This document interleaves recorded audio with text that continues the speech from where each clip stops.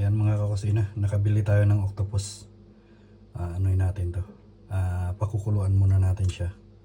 Tapos i-adobo natin siya sa gata na medyo maanghang ng konti.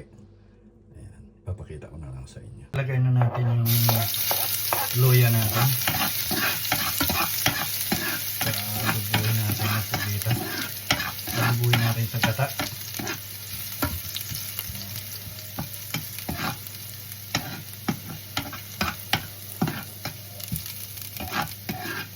Mikos-mikos lang natin hanggang sa mag-brownish ng konti. Ayan, okay na siya. Ilagay na natin yung ano natin, bawang o garlic.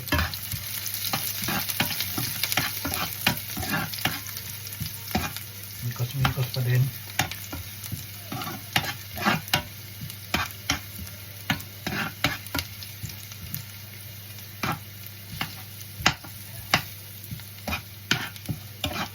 Ilagay na natin yung ano natin. Onion natin at sibuyas.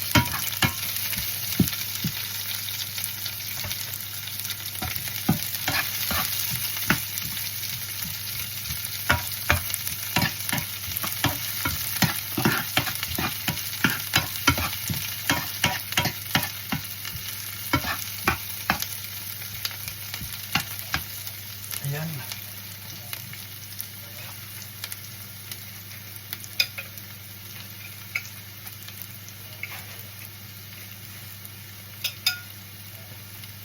Ilagay na natin yung octopus natin na pinakuluan.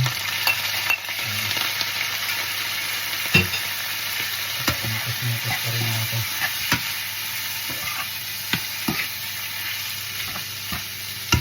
First time ko magluto dito sa England. Lagyan natin ng dahon ng laurel.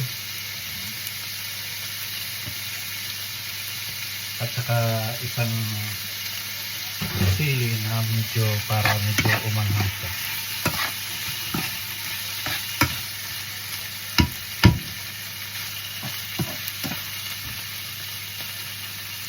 Saka lagyan natin ng konting tuyo.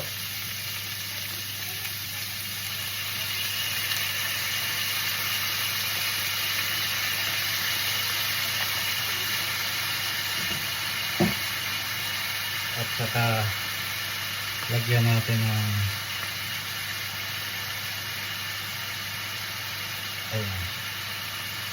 oyster sauce.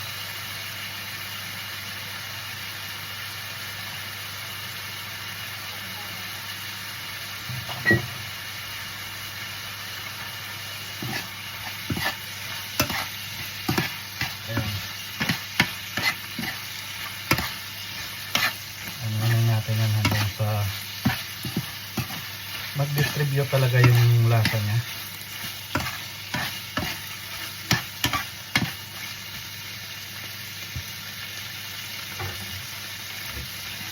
Kailangan natin yung ito.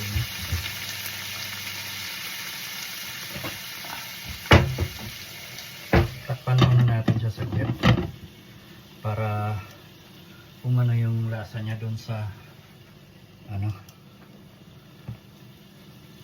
sa ginisa natin.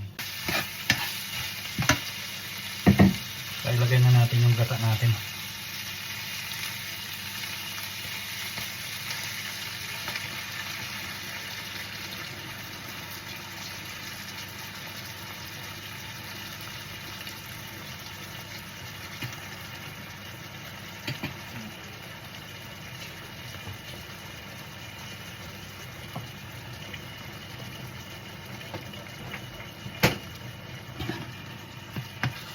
Lagay natin ang gata, huwag na natin takpan. Anuin na lang natin na hanggang sa lumapot yung ano niya, yung gata niya. Pakuluan na lang natin ang gusto.